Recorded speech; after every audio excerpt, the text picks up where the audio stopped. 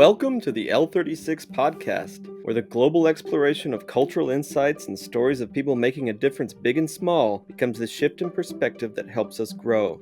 I'm your host, Stephen Pierce, founder of L36, with my co-host, Nina Winstead. And today we are speaking with Laura Esparza, a remarkable cultural force in the heart of Austin, a creative visionary, civic leader, an advocate for the arts whose legacy stretches from the battle-scarred foundations of the Alamo to the vibrant cultural institutions of today. We broke ground on a $38 million construction of a theater, and I had really some experiences with the Ohlone people who brought to our attention that somehow we had built this beautiful cultural center without talking to them, and it was their ancestral land.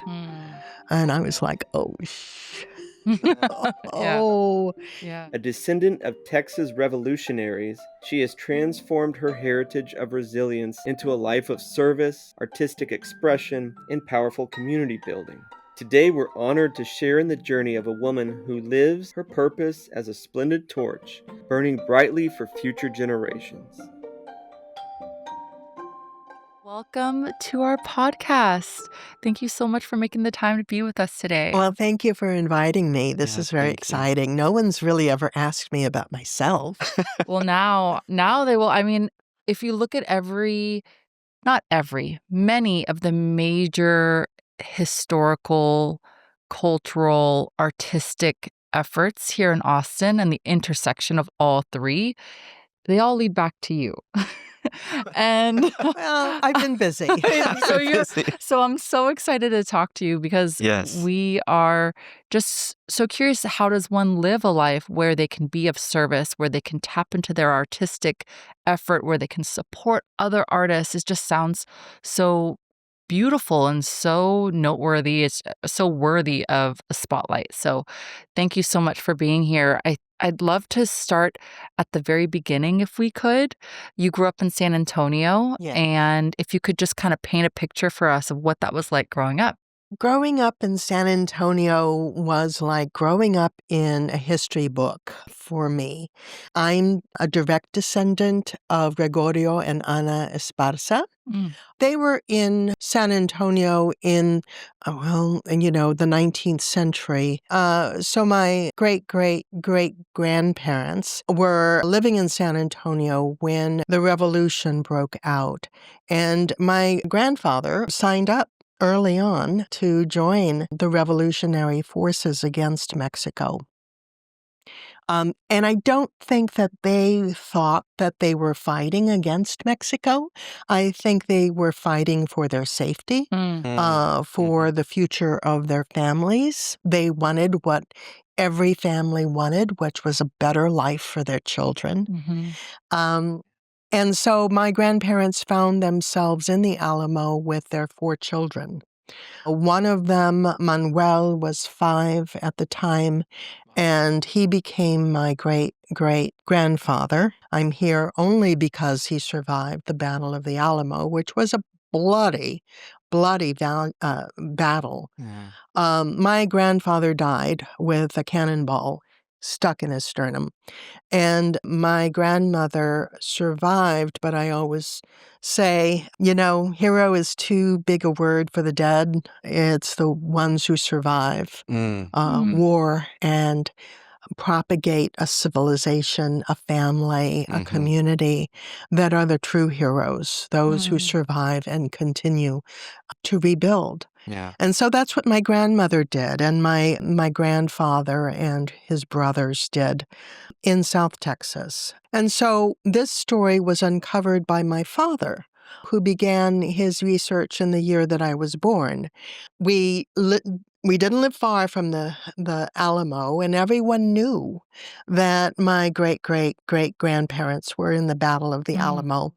But there was a sort of shame about it because during the 20th century in particular, there were lots of movies and literature that really depicted Mexicans, and by default Mexican Americans, as savages, as wow. people who had, dared to confront the Americans when we were actually on their side and accidentally starting a new nation, which was Texas. So we knew about this story, but it was my father that found all of the primary documentation to really make it history. And he did. He, was able to finally integrate the Sons of the Republic of Texas. He was the first one. He got a school named after my great-great-great-grandfather. I grew up in a 1,000-square-foot house with 7 other people. 4 of them were my brothers. And as soon as I could see the top of the stove, I started to cook for them, do their laundry, Oh my pick up gosh. their room. It was my duty Oh as my a gosh. daughter. Were you the oldest daughter or the youngest? No, I was the oldest daughter. My eldest sister got kicked out of the house for coming home late on a date. Oh my God. It was a very strict Catholic household. Okay. And, college was not expected. My mother thought I would be really a pretty good beautician. And so it was in high school that I began to think I'm going to have to make my own way. Yeah. I'm going to have to carve my own future if I went out of, being a married beautician, mother of 6 in the west side of San Antonio. Because that was my fate. That was what it was going to become. And that There are great beauticians over there are, and there are great people living on the west side of San Antonio. Yes. But it wasn't my cup of tea. Yeah, no, I got you. It wasn't going to be what I was already thinking. I want to travel the world. I want to go to Paris. Yeah. I was that kind of a kid in high school. So I always get interested by that. So was that like from the very get-go, you could imagine yourself on adventures like that? Or was there some exposure? When did that come up for you? I had my godmother, my mother's niece, went to college. And she was the first woman I knew who went to college and then traveled to Europe by herself. Oh, wow. She lived in San Antonio. And then my sister also went to college, and she was also an inspiration to me. She was. That, she ended up moving to Canada, which was, and marrying someone who was English. And so there was all of a sudden the world was opening up.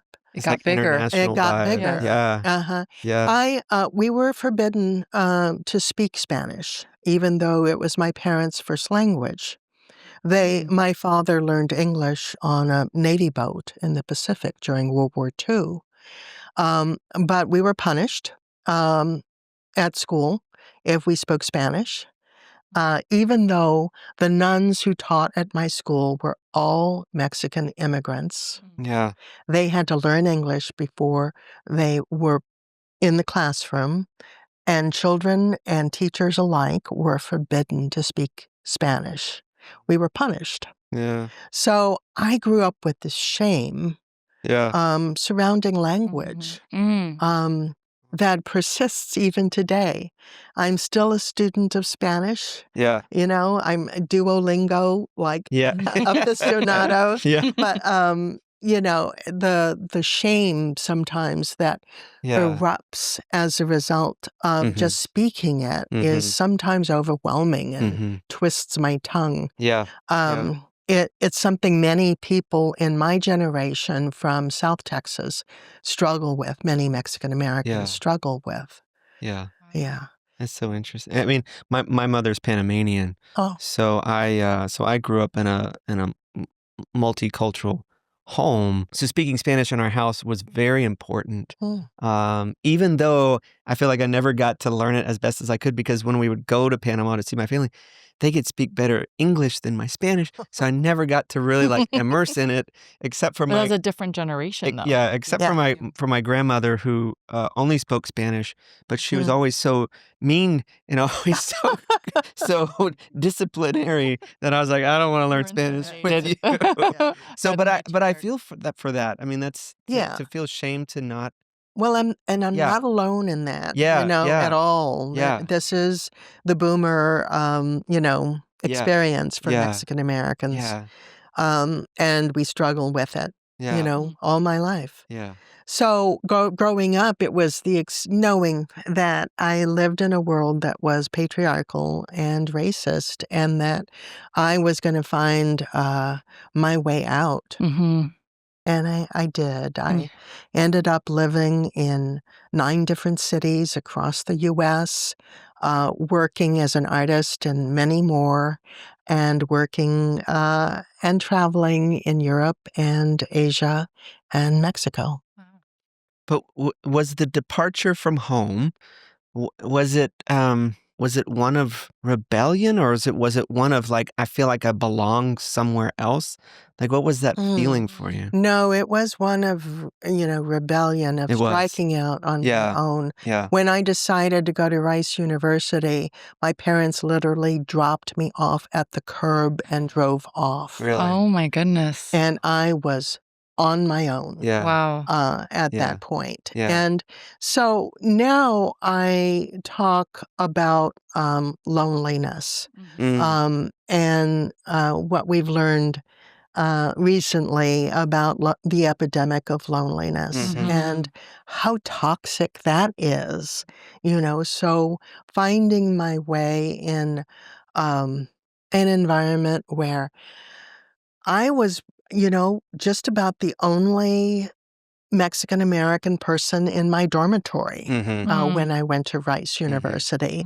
I sort of managed to find my way through, and then I met a young man from South Korea, and that was kind of a turning point for my life. He was the son of a diplomat. He was very, very wealthy. Going to Rice, you kind of had to be, or you had full scholarships like myself. Yeah. We were in a 2-year relationship. I lived with him for a time, and it was so joyful because it was the first time that I had met someone and truly engaged with someone from another culture. And he loved my culture, and I loved his culture, and we found so much synchronicity between our cultures that at that point I knew that I loved meeting and engaging with people from other cultures, that it had to be a part of my life and my work. Yeah. Unfortunately, at the end of that relationship, his parents in South Korea chose a bride for him that he had never met. And We don't like that part of the culture. she was 16 Really? and moved into my apartment without me. Oh my there. goodness. I had to move out Oh so my his God. child bride could move in. Oh my Wow. God. And it was just a very violent, emotionally violent end to a great relationship Wow. that had, we used to walk down the street singing songs in each other's languages. I wouldn't know the words, but I would sort of mimic the words as he sang, Yes. and he would do the same with me. What a beautiful way to connect. Yeah. So what was the next chapter? So my parents figured out what was going on Okay. and decided that I should be swept away and sent to Vancouver, British Columbia, to be with my sister, who was about to have a child and had to move house at the same time. It was December in British Columbia, really dark and rainy. And my sister was my surrogate mother. There were so many brothers between my sister and I that my mother kind of gave up on mothering me and handed me to my sister, who, when I was a baby, I became her baby. Yeah, families do that, and so she was always kind of like a mom to me. And when I told her what was going on, she said, "You're staying here." Yeah. And so I cashed in my return ticket And at that point, I remember saying to myself, well, if that can happen, I should do whatever the hell I want to do Oh, interesting. with my life. I had already fallen in love with dramatic literature through a wonderful course that Dr. Brown taught at Rice. And he said to me, you know, you have a gift Mm. for dramatic literature. And I remember reading Rosencrantz and Guildenstern Are Dead in his class, which I loved. Yes. I loved. And so when I was living in Vancouver, British Columbia with my sister, I decided to volunteer as an usher at a downtown theater, and I saw a professional production of Rosencrantz and Guildenstern Are How Dead. cool. And I was like, oh, poetry can get up and walk around. Wow. Yeah, yeah. I'd always written poetry. I wrote poetry from the time I could write. Oh, interesting. And I realized that, one, dramatic literature is poetry, Mm-hmm. and two, in drama, it can get up and walk around. Mhm. I love it. And so that was like this whole journey that began then when I was about 20 years old with theater. Mm-hmm. Wow. And prior to that, it was your artistic expression was poetry. Yes. Did you I did paint or theater. in theater? Okay. I did theater in high school. In high school. Okay. And I also painted as well. I created a theater piece later in graduate school when I was doing a degree in Latino theater, in directing in particular. And I recognized that traumatic healing was a real thing, and that actually traumatic history, Mm. historical trauma Oh, I see. is what I'm trying to say. Oh, Mhm. historical trauma. Okay. And that it had occurred in my family generation after generation. Yeah. That we not only inherited a value for public service, but we had inherited historical trauma. Yeah. So I wrote a one-woman show about being the descendant of Gregorio and Ana Esparza that I've been performing since I was about 32.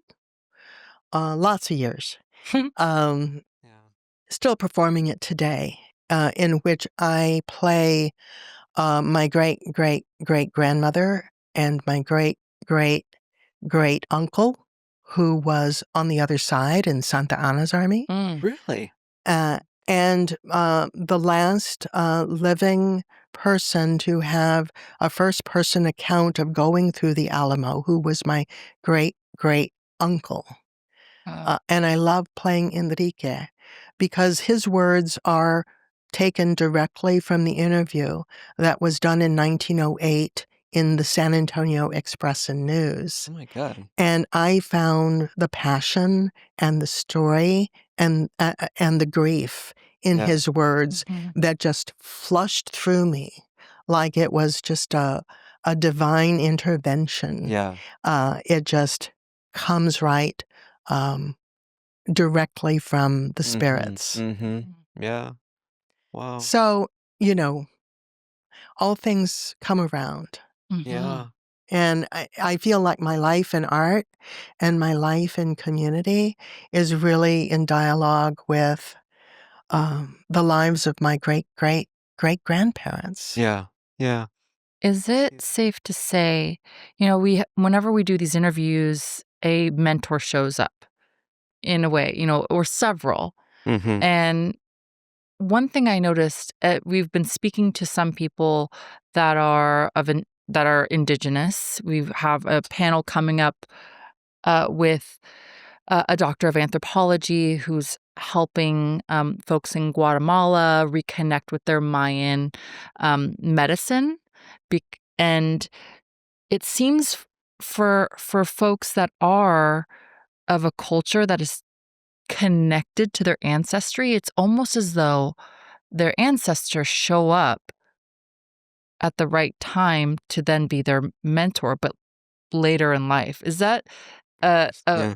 i- is that would you say maybe you call on your heritage, you call on your history for guidance now? I say that that is a part of my spiritual reality. Mm. Yes. Mm-hmm. That I am connected to my roots in that way. We're Cualhuitecan.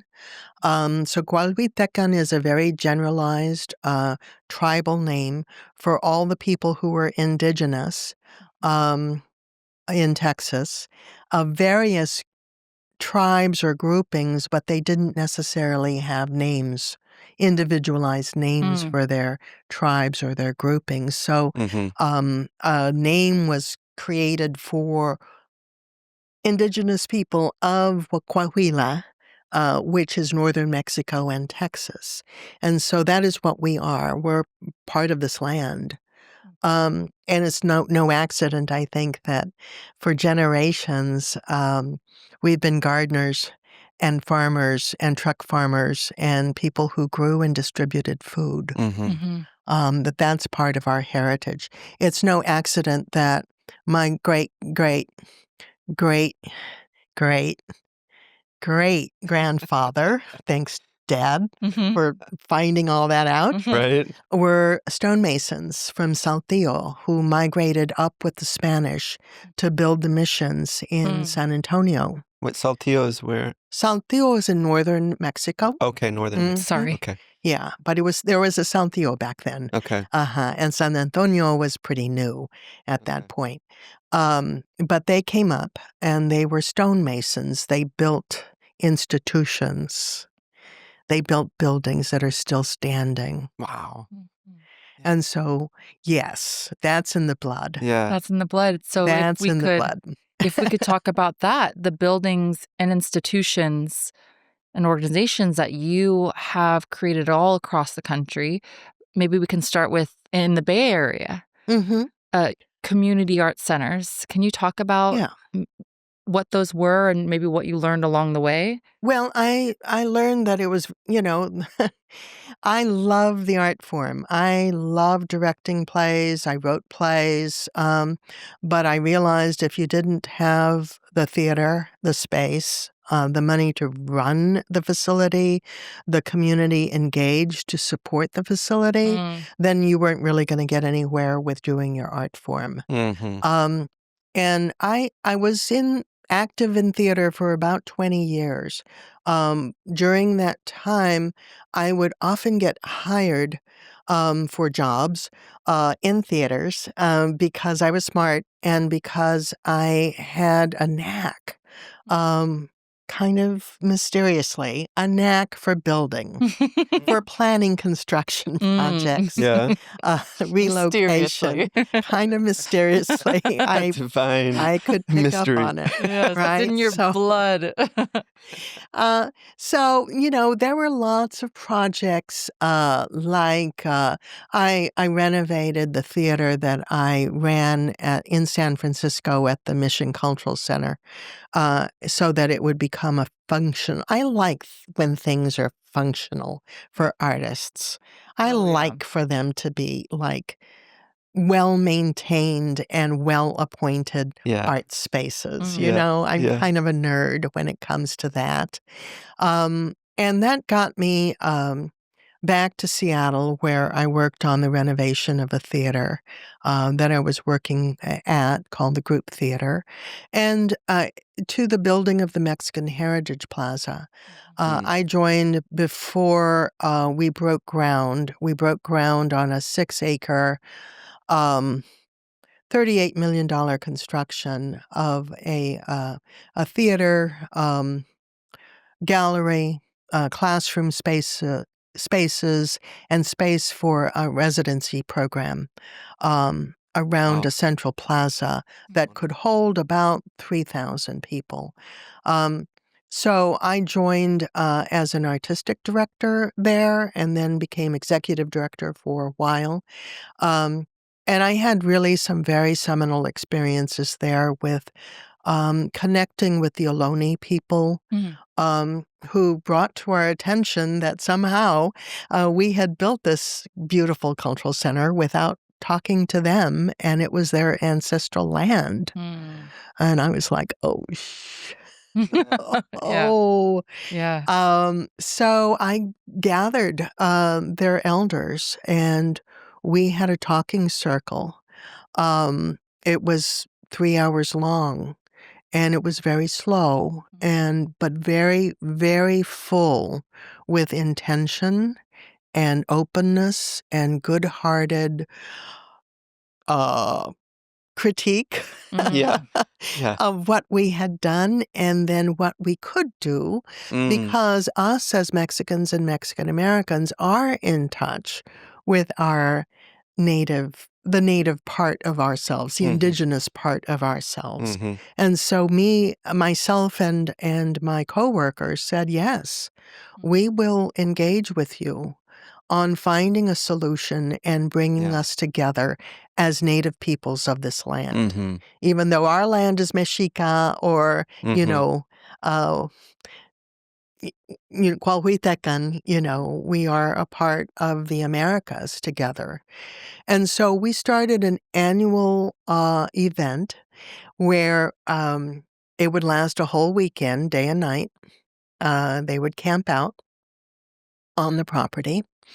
And because we had partners in residence at the site that were African and African American, Asian and Asian American, Mexican and Mexican American, we started a completely new thing for us, which was a blessing in the 4 directions, in the cultures, in each of the unique cultures, because each of them had a blessing for the 4 directions. And that is what we could share with each other in one ceremony. Yeah. It was really one of the most significant things I've ever put together. Wow. Wow. And would you say that was a pretty transformative time in your moment in your life to see what you were capable of? That was when I truly became grounded in the knowledge that art heals, that you can create art, you can create community through art. When you are working with cultures that have been through war in their home cultures, and they come and move into your community or with you, they come to live with you, sometimes they bring their wars with them. Sometimes war is inside of them.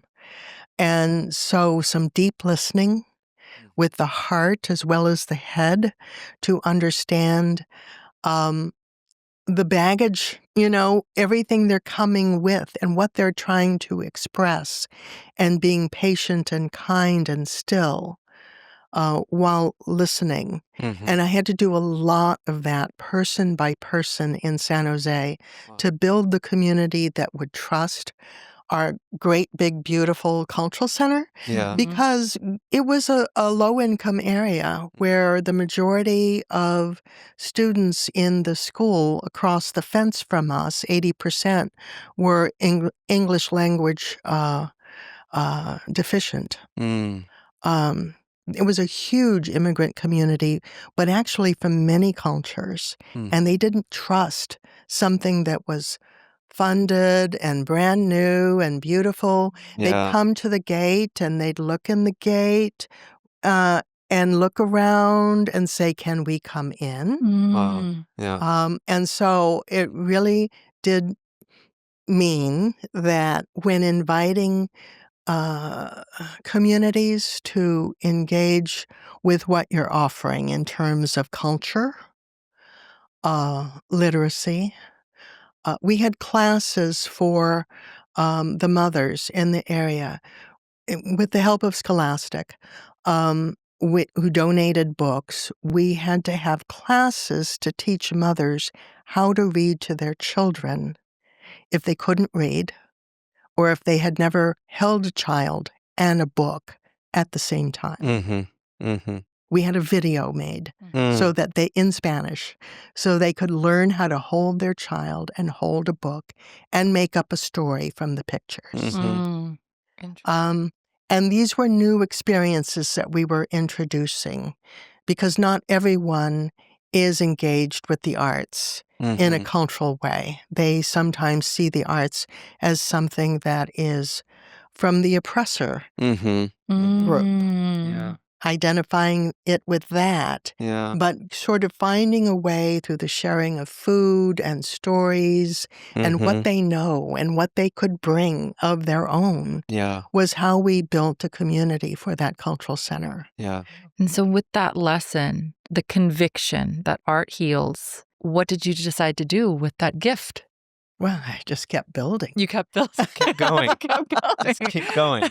I just kept getting hired Kept getting to hired. build. And I had a consultancy business for a while where I wrote strategic plans for organizations, arts organizations that wanted to build buildings. And then I moved back to San Antonio to build a museum there, the Alameda, which I completed.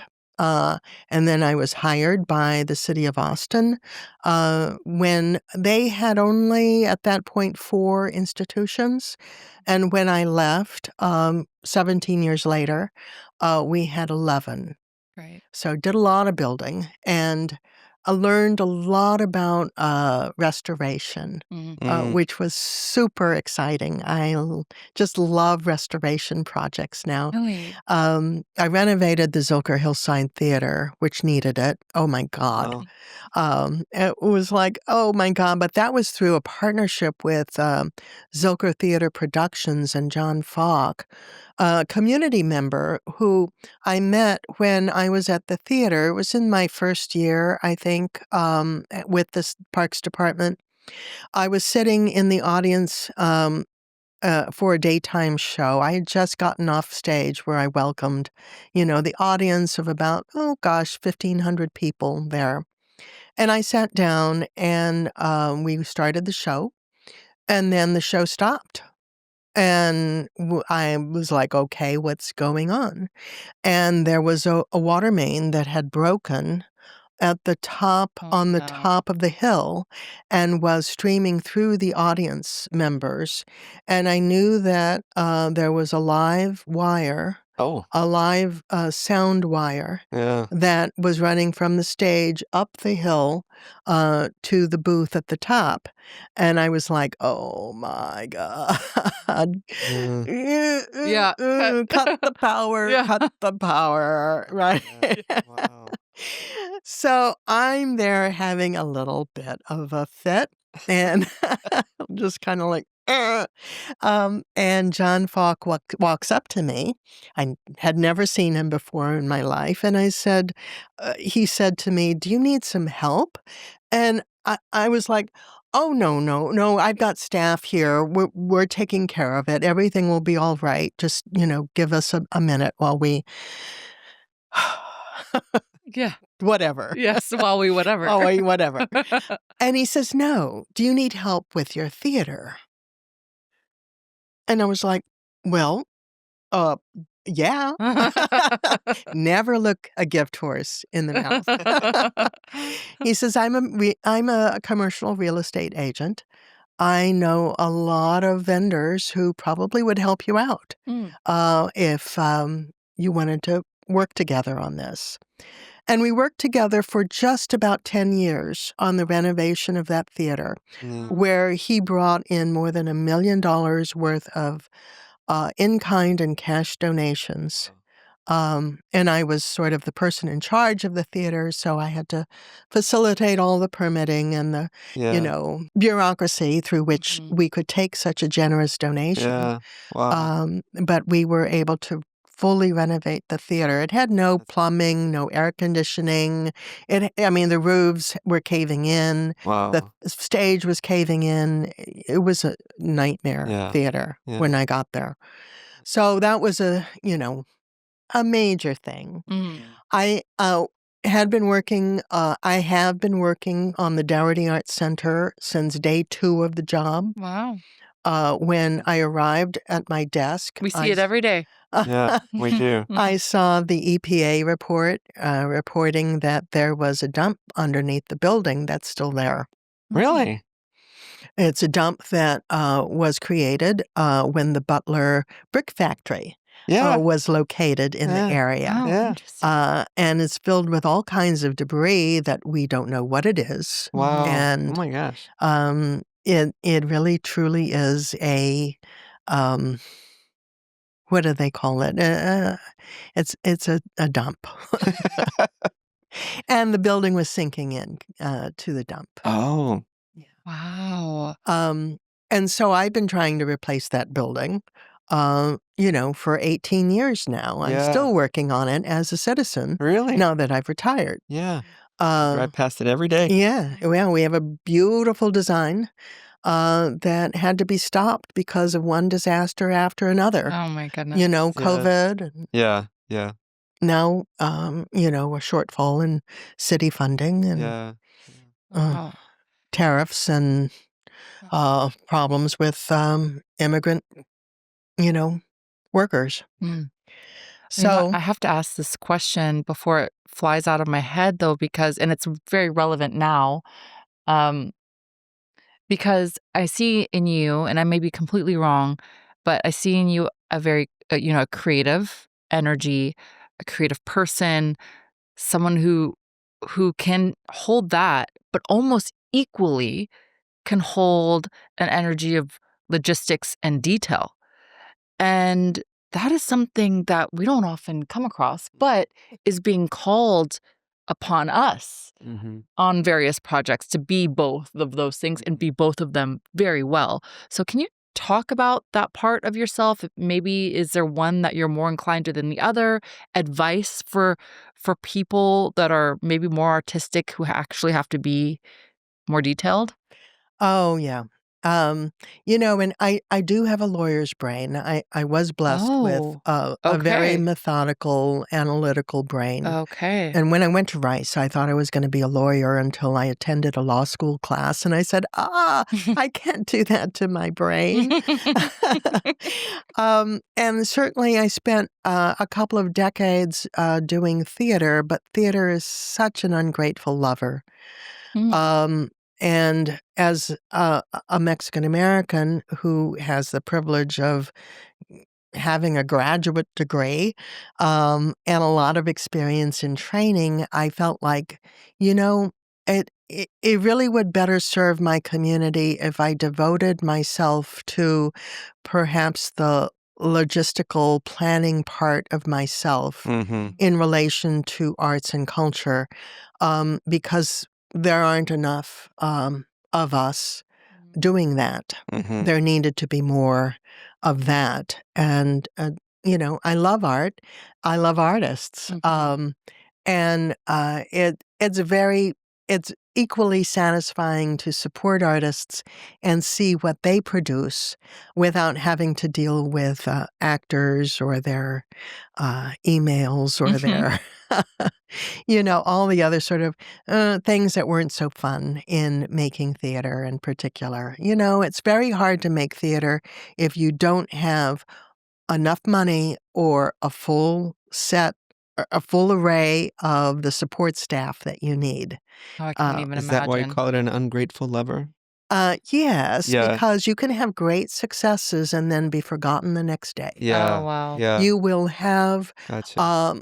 you know, 25 people who were your best friends for 6 weeks, and then you never hear from them again. Yeah. They're very Interesting. temporary, very passionate relationships, and then they're gone. And then they're gone. Mm. Interesting. And Yeah. it is a profession that, you can be hot at it and still have to live with your mother because Yeah. you don't make enough money Yeah. to support yourself. Yeah. It was a very difficult in the commercial theater realm, Mm-hmm. very difficult for a Mexican American woman to succeed. Yeah.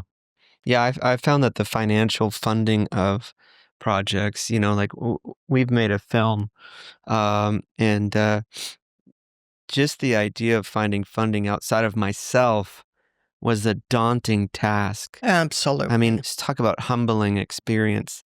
Yeah. And even just the ask is humbling enough. but then the rejection is even worse. And it's like, oh my God, like, but I couldn't imagine, because I always wanted to be an artist I wanted to be a filmmaker when I was a kid. And I've told this story a lot on the podcast, but um, my dad was a similar thing. He was so hurt when my grandfather told him, you got the brains, you're not going to be an artist, you're going to be a doctor. You're the only one in our family that's got through the education system. You're going to keep going. And it tore him apart. And he said later on he developed his art later in life. So he Yeah. began to paint in his 40s, and then in his 50s he started going to Italy to learn how to sculpt. And he said, thank God that I learned how to do something that could put food on the table, but a little bit more than that, so that I could use that to then go. And so I wasn't a starving artist. But for those that are starving artists, I mean, you quote unquote starving artists, that's really hard, like to have your passion and to know that that's inside of you, and to have the ability that you can express this, but to not have a community that because you really do have to have a community. If you can't do that, all of that stuff on your own, Yeah. to create the theater, to do all that stuff. I mean, it's incredibly complex. Yeah. For certain levels and certain types of art that you feel called towards. Yeah, absolutely. This is humbling is a very good word for it, because I certainly have had my share of humbling experiences, for various reasons. And not just humbling, but actually seeing true tragedy when artists are in situations where they actually lose their lives because of the stresses or the stressors of making art. Yeah. I had a person who was very, very dear in my life. He was a steel sculptor, a sculptor in steel. Oh, wow. And he was wonderful, funny. I mean, he was an artist who was gifted at bringing humor through his art in a way that was delightful. And there was a point at which steel became very expensive and apparently hard to scrounge. He was having trouble affording his materials. And so he decided to go out on a fishing boat again. When he said he would never do it again, he went out on a fishing boat that went down in the Bay of Alaska. Oh, no. Yeah, it's chilling. Yeah. Yes. And, I am grateful for a city that has organizations like HAM here, Yes. organizations like SIMS for musicians. But we need more. Yeah. We need more structure in our city in order to adequately support artists who cannot stop. I could stop. It was a phase of my life. I was happy with that phase of my life. I went on to a different phase that was focused on administration and on building buildings and structures and projects. But there are others who cannot stop. Yeah. It's not in them to stop. Right. And Right. It's not their calling. Yeah. but they make our life bright. Yeah. They make it Yeah. worth living. Yeah. Yeah. So And so how are you doing that now? I mean, it seems like you are so familiar with what it's like to be an artist, the challenges of an artist, and you've created these spaces, and now you're doing that also in Austin. Can you talk a little bit about A3? Well, I was ready for retirement last year. I'd already filled out my paperwork, and I knew, I just didn't know what day I was going to do it on. It was like, it's going to be sometime this year. I don't know. And then I got this huge budget cut. And I realized, us as city workers, we would still have jobs. Our buildings would still have utilities. We would all be all right, but the artists are the one that are losing their livelihood. I'm on the wrong side of the equation. And so I I retired on the within 24 hours of receiving the budget cut, I was like, I'm not going to do that. You can do it, but I'm not going there. I need to be raising money to support the artists, especially those artists, musicians, and performers who provide free access to the arts, because art saves lives. And children, families, communities need this as a connector to connect our communities at a time when we're really challenged for connection. It's a matter of life and death for our community to retain what we have known and loved about Austin. And so I started A3. Actually, someone gave me Austin's oldest nonprofit arts organization that used to be called the Texas Fine Arts Association. It actually founded the Elizabeth May Museum and Laguna Gloria.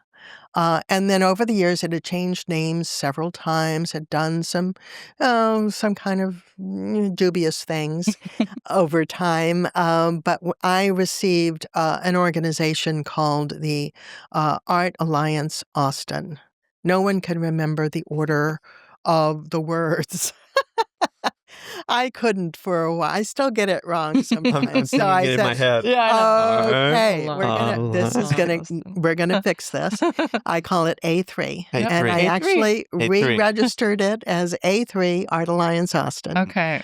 So that's our official name now. There it is. And the purpose of it is to raise funds and raise awareness in support of Austin's arts ecosystem. Because a lot of folks who haven't had the privilege of living in lots of different communities all over the U.S. don't know that we lack a lot of civic infrastructure for supporting the arts. We lacked a local arts agency, which is what I'm calling A3 now, a local arts agency. It's this particular kind of nonprofit. There's 4,500 of them in the U.S., but not here, for doing what I'm doing, which is raising money and supporting artists, musicians, performers directly. And also working on policy, working on advocacy, working on public education. We lack a business council for the arts, which for a city like Austin is a travesty that we don't have our business community stepping up and creating business council for the arts. Dallas has a wonderful, even Waco has one, Waco. And Waco's blowing it up these days. I know, They're Waco has Brad. everything. Ever since Joanna and Yes. Chip and Joanna Gaines. Chip and Joanna. Chip and Joanna. And Austin lacks foundations that are solely devoted to the arts. San Antonio has them, but we don't. So I, am really just putting it out to the universe so that ears can open and hearts can open, and if it's in your capacity to do, I'll help you. I'll help anybody support the arts. Yeah. And I do get calls all the time Yeah. to do this and that. I want to start a program that supports artists. Can you tell me how I can create this program? I want to build a new cultural center. I'm on a committee to build a new cultural center for the LGBTQ plus community. I'm on the board of another organization to build another cultural center on the East Side. Wow. Devoted to Cesar Chavez's legacy. Wow. I'm on the Umlauf board to build I saw that. the next phase of the Umlauf, right? So I haven't stopped. I mean, I didn't retire. I rewired. Yeah. I have this dying question. Do Can it. I, Yeah. can I Do it. ask Do this? it. Because This is your podcast. It's our podcast. I have, when we first met a few weeks ago, you talked about being a cultural creative. Mm-hmm. You used that word. I have not ever met anybody that used that word. It's been like, now I have a very sheltered life. I do colonoscopies all day long and I come home to my kids. Blessings on you. Blessings. But this idea of being a cultural creative, because culture feels so much bigger than one person. And yet, in my belief in meeting people like you, I think it is possible that one person can make a difference. When I was in high school, I think I was 15 years old, I entered a contest of the Optimist Club, Uh-huh. and it was to write and deliver a speech called I'm Just One. And it was all about that concept. Yeah. What can one person do? Yeah. What impact can we have as just one person with an idea? Yeah. And I won. I won the contest. It was You're citywide. still winning, I think. I think we also need a copy of that speech, and we're going to distribute it to everyone we know. I won tickets to for my whole family to go see All the President's Men. Wow. Yeah. Cool. Which is another example of what one, maybe two, people can do to change a country, to change something that needed to be changed, right? Yeah. And so I am noted for being, somewhat foolhardy in my bravery. Another gift from my ancestors. Foolhardy in your bravery. But thinking I can change Austin. Okay, so you think you can? I think I can. Okay. Yeah, Okay, Austin has a terrible habit. They just need to stop it. Yeah. And Yeah. they need to just get over it and support their artists. And I don't care if it's supporting A3, just go to the next production of Julius Caesar. Just go to the next dance performance. Enroll your kid in an art class. Engage with arts communities because they need donations, but they also need your tickets, And not only do those organizations need your tickets, your local businesses need the amount of money that an individual who attends an art performance or art event, on the average, spends $38 per person on other things like going to the gas station, going to restaurants, getting a babysitter, buying something new to wear to the play. Yes. All of that invests in local economy. Got it. It is critical to our local economy. In Texas, the arts are $1 billion industry. And it is something that for our heart's sake, for our community's sake, for our economy's sake, we need to support. So those are three of the reasons why I started A3. Yeah. But your internal, so at L36 we look at the really as an experiential learning model. It's the action that we're doing and how we grow through it. And so it's kind of this reciprocal thing. And we love to talk to people that are doing these things that we talk about.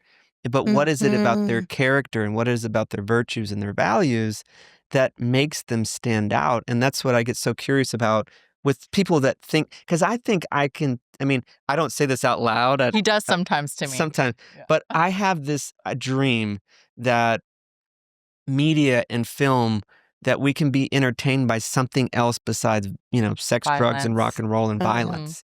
And that there has to be some other way for us to be entertained. And mine is educational entertainment. I think that there's a way. It's a lot harder to tell a story that's educational.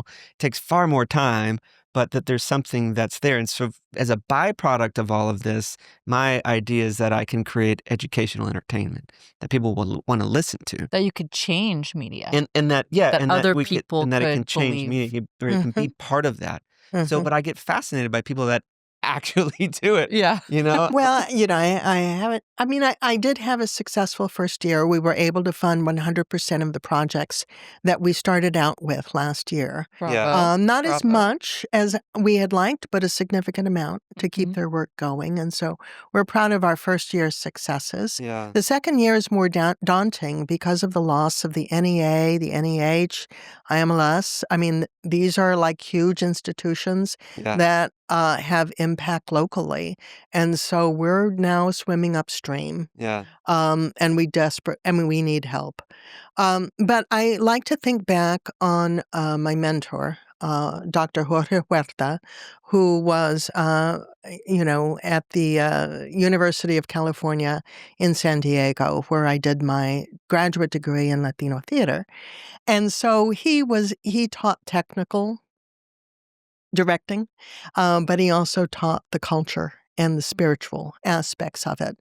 And he always said, "Tú eres mi otro yo."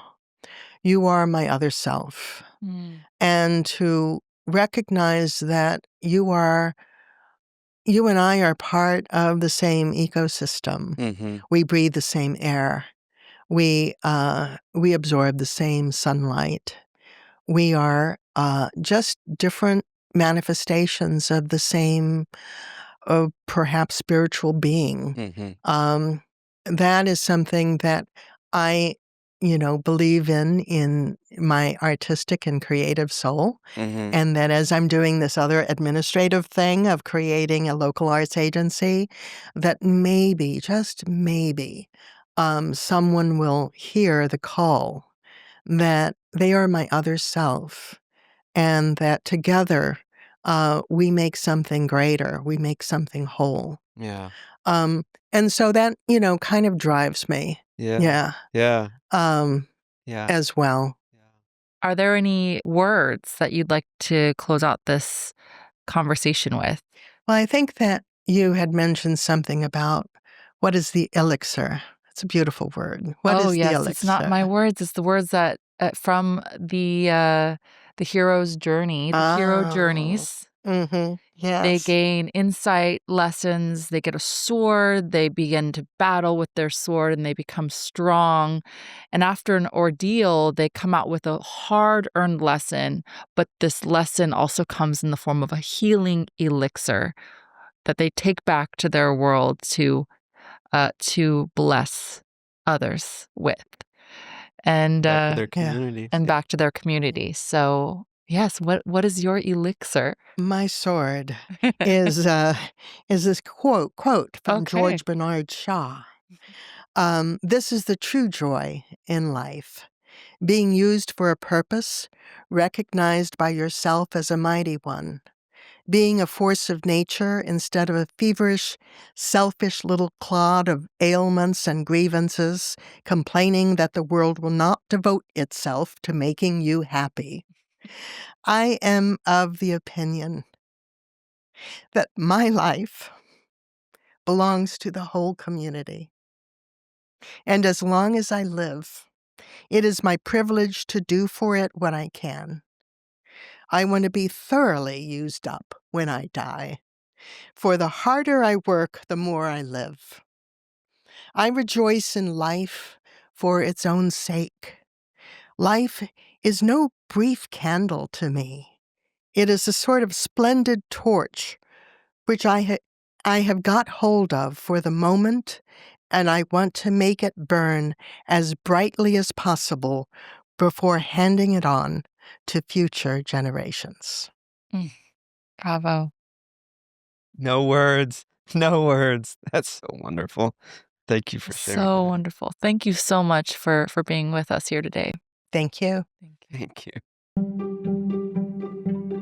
Thank you for joining us on the L36 podcast, where the global exploration of cultural insights and stories of people making a difference big and small becomes the shift in perspective that helps us grow. Today's powerful conversation with Laura Esparza illuminated what it means to be a cultural creative, someone who doesn't just build spaces, but helps reweave the cultural and emotional fabric of entire communities. From channeling the legacy of her ancestors to confronting systems of exclusion with courage, compassion, and creativity, she showed us that art heals, and even one person with vision and relentless heart can change a city.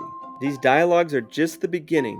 To dive deeper into today's insights or explore the rich landscape of wisdom, community, and transformative events we offer, visit us at l36.io. Join our global family of adventurers, storytellers, and changemakers dedicated to personal and cultural growth.